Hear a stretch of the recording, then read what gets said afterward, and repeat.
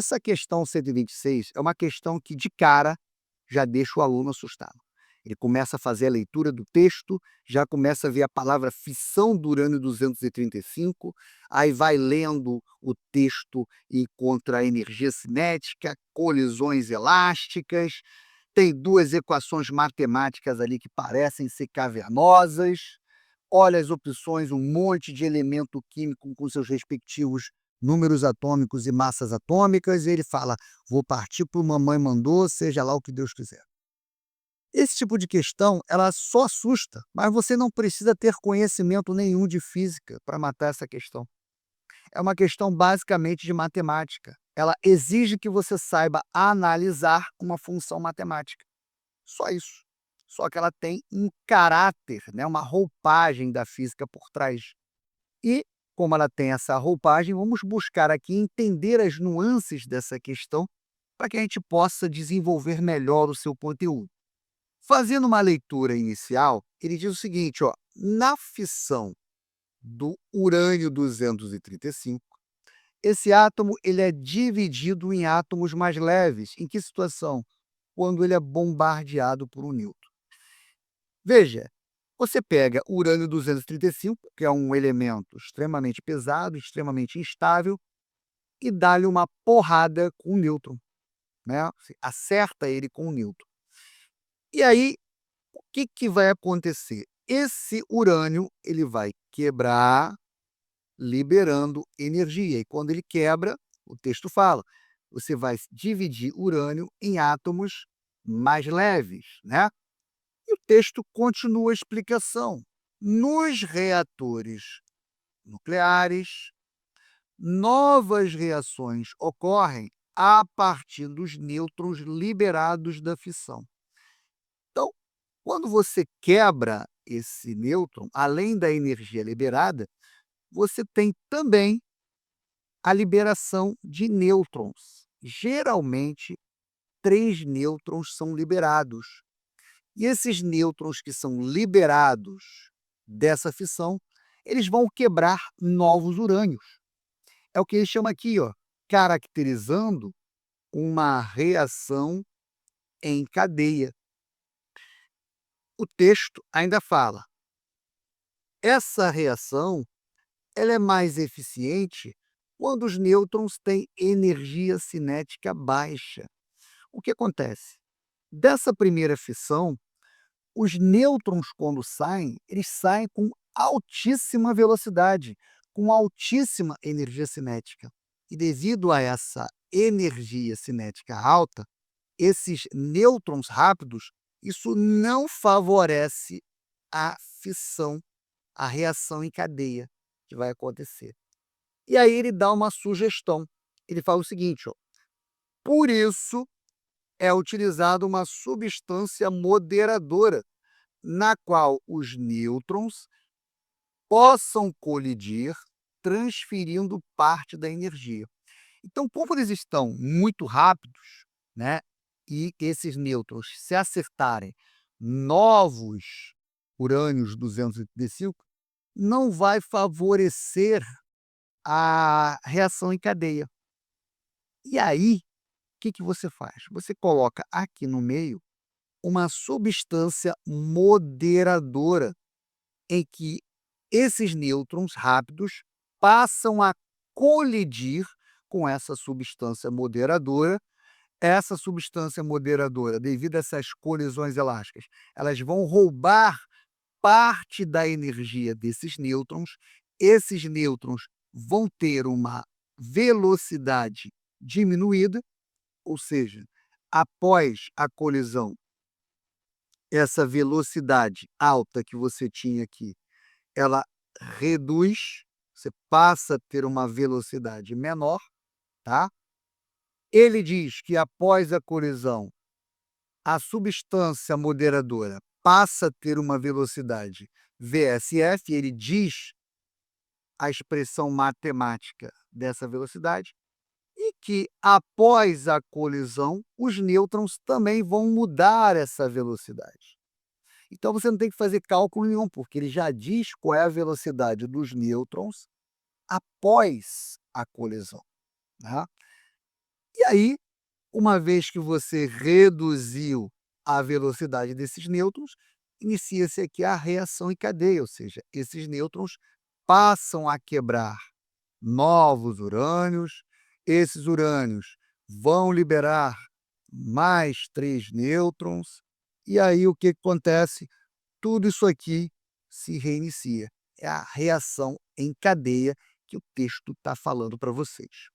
Mas o que que ele pede nessa questão? O que que ele quer? Qual o objetivo dessa questão? Veja que ele está dando alguns elementos químicos aqui, ó, deutério, o hélio, carbono, o nitrogênio, o estrôncio, e ele quer saber qual dessas substâncias eu posso colocar como substância moderadora para reduzir o máximo possível a velocidade do nêutron. É isso que ele pede. Então veja, o que que eu preciso analisar nessa questão? Preciso saber alguma coisa de física nuclear? Não, eu preciso simplesmente analisar a equação matemática que ele está me dando. Qual é a velocidade que os nêutrons adquirem após a colisão elástica com essa substância moderadora? Está aqui. Então eu tenho que analisar essa expressão matemática.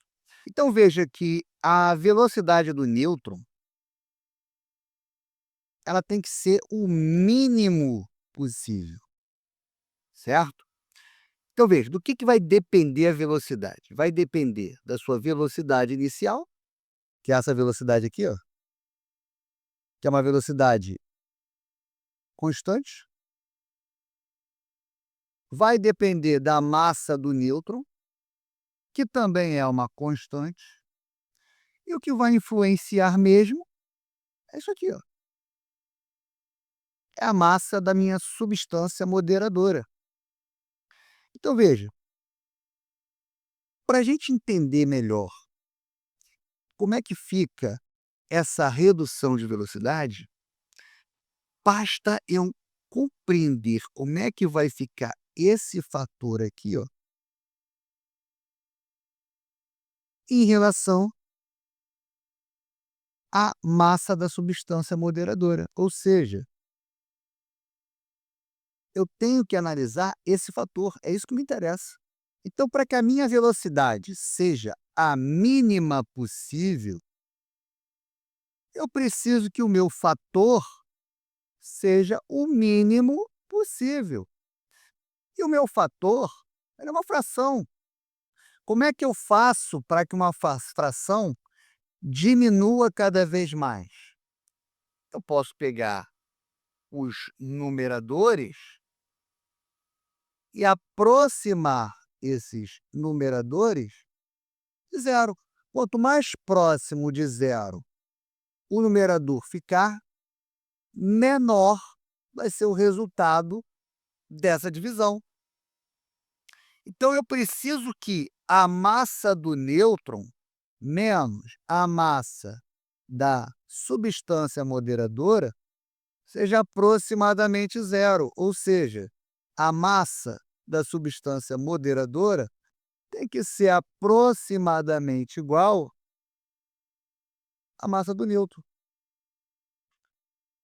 Eu não preciso saber nada de física nuclear para matar essa questão, simplesmente fazer a análise matemática dessa questão. Então veja, qual das substâncias tem uma massa parecida com a massa do nêutron, né? Nós temos aqui o deutério. O deutério, só para a gente lembrar aqui, ele tem um próton e um nêutron. A sua massa é um próton mais um nêutron, né? Então você está colidindo um nêutron com uma substância que tem dentro dela um próton